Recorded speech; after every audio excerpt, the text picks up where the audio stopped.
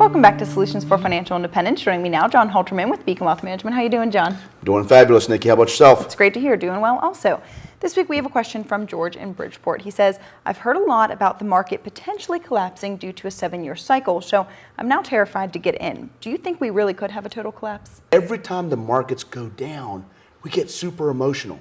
And we think that this is the next whatever. It's the next great recession. But the reality of it is, I tell people, don't get so low that it prevents you from doing the things that you need to do for your future.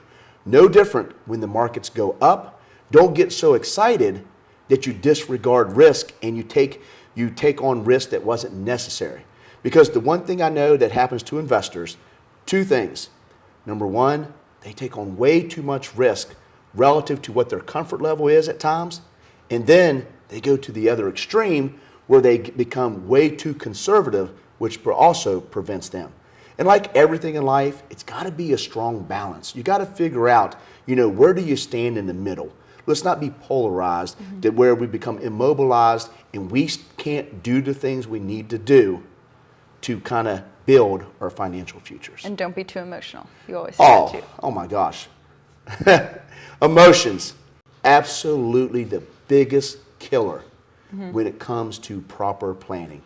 If you get emotional, which is what I'm talking about, the extreme ends, unfortunately, you're not going to do well. But the key, though, is eliminate that. If you can eliminate that emotion and you can stick to a strategy and realize that, you know what, I can manage my expectation, you'll actually do fine. And I get it. There's going to be times where you're like, whoa, man, I give up.